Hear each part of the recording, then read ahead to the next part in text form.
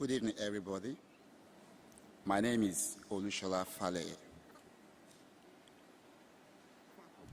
Permit me, I cannot stand here and call my boss by name.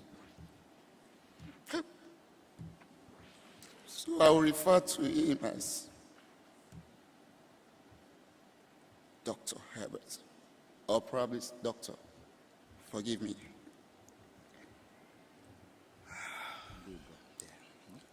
Thank you. So, yes.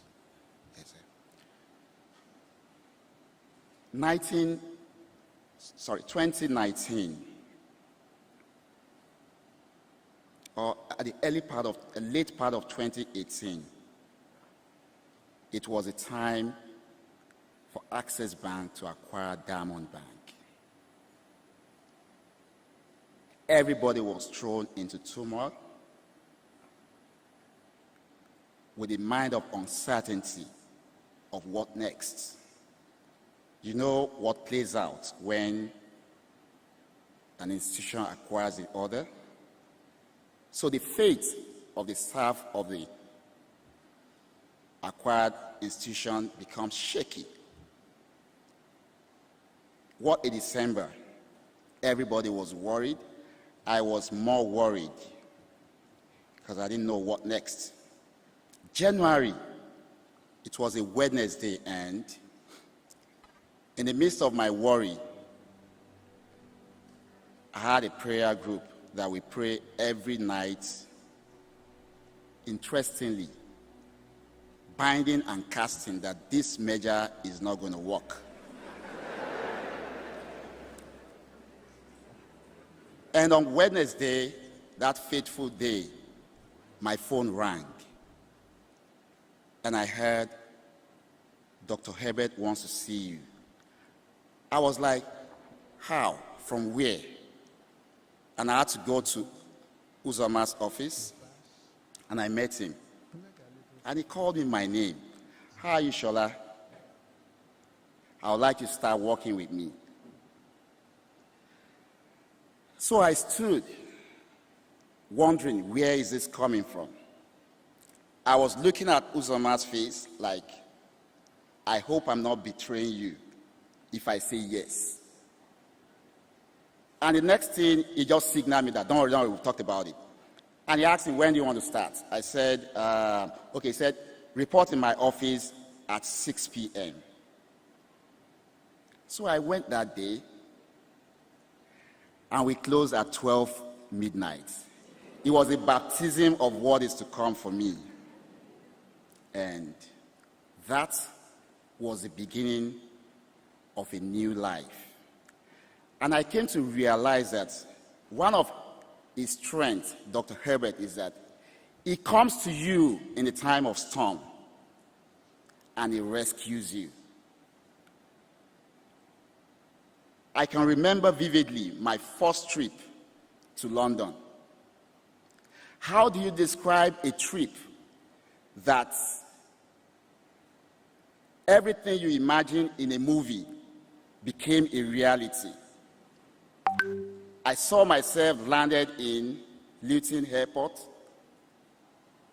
and immigration came in to stamp our passports, and a vehicle was waiting. I've never seen that in my life before.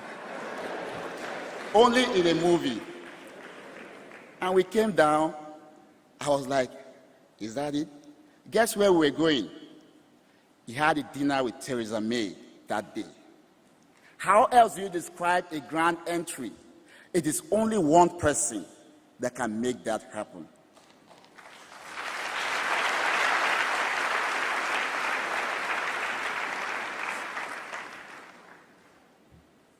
And so it was the beginning of our journey.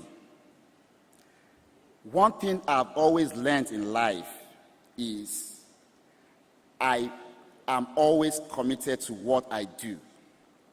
And I think he saw that, and he feels you need to buckle up and grow. Then COVID came. During COVID, when lockdown was to be announced that evening, I was looking at him and I was worried. I'm like, I cannot leave him at this kind of moment because my boss knows everything, but he struggles with technology.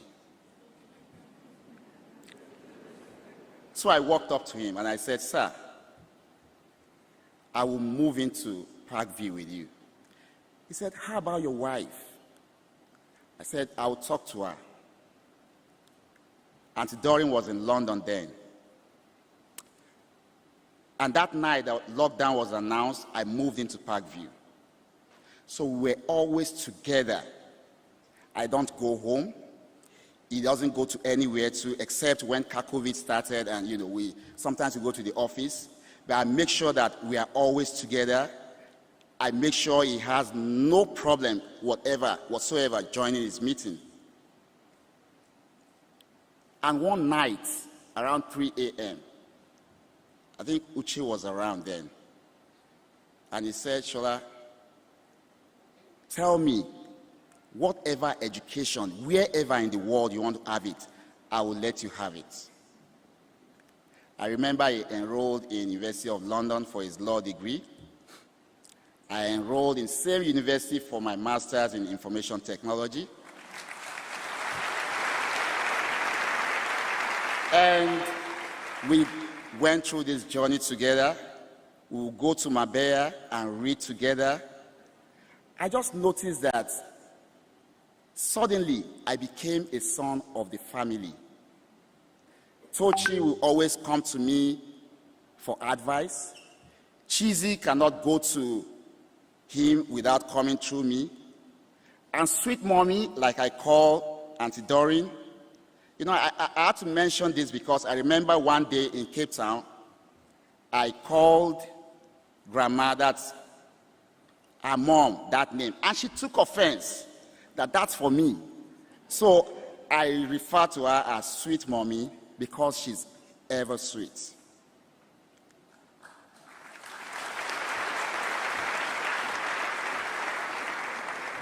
And that's the man, just one man, God threw into this generation. And I don't think anytime soon we'll have such a man. One early morning in Düsseldorf, we were in Germany, and he called me to get him a power bank. I went to his room around 4 a.m. So he was seated on the headboard of the bed. Usually when we travel, he gives me one of his keys. So I just knocked and opened the door. I went in, and what I saw that morning scared me. So I saw his eyeball so dim, not like an ordinary human. And I gave him the charger. I went back. In the afternoon, I asked him, I said, sir, I was afraid when I saw you that morning. He said, those are the times he reflects on what to do. He's a great man. He lives. So that is why I pick most of those songs, because I still see him. He lives. He's just everywhere living, because his dream is scattered everywhere, germinating and growing.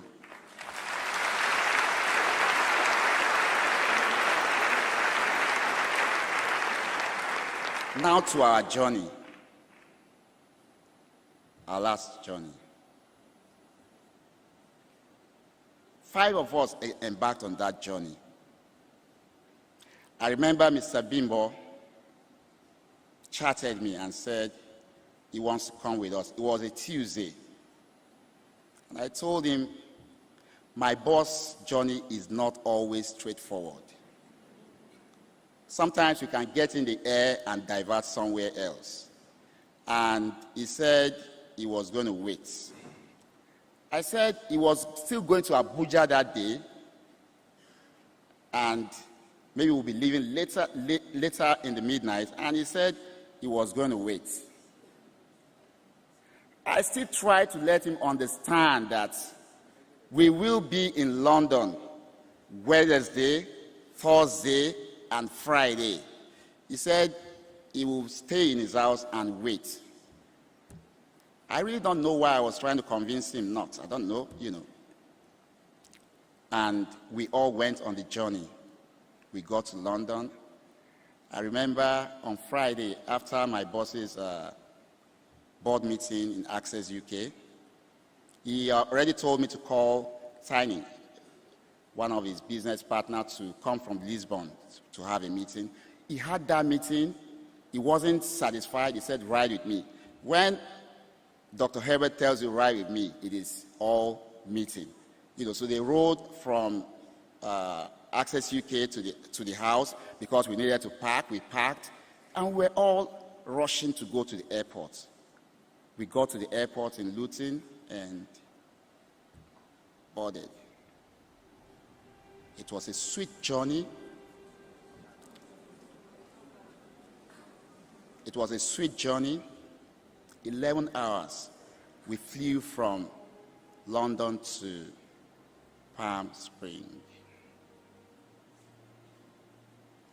I remember in the middle of the air, I walked up to him. I said, sir, how comfortable are you flying chopper at night? I've never done it before. And he said a word. He said, this is America.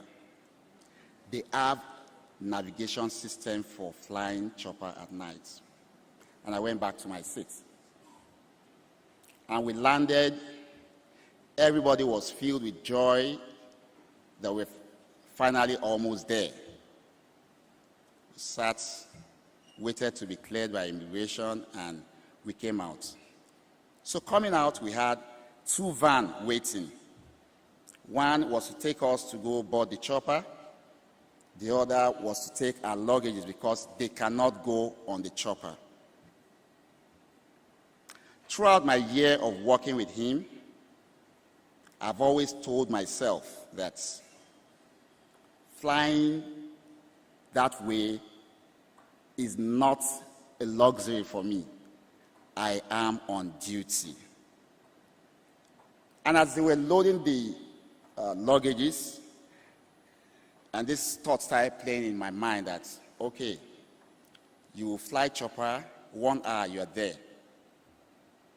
The next 3.5 hours, the luggages are not going to come.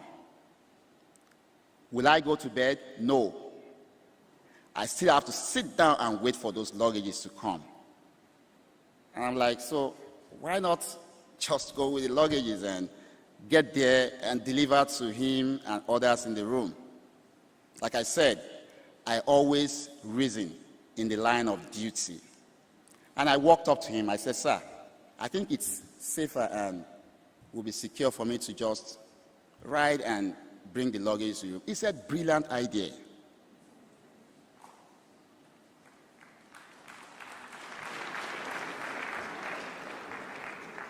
And I said, safe flight.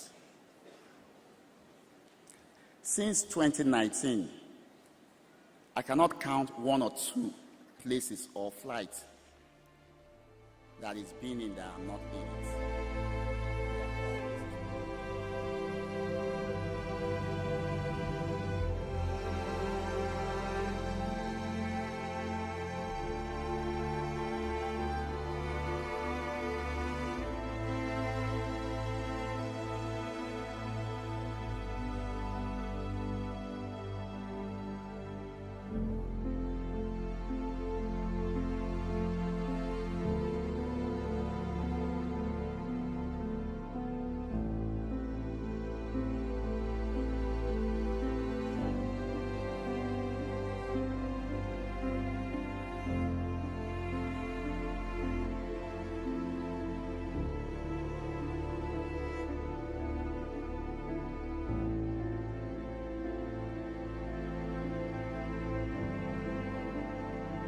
In my own estimation,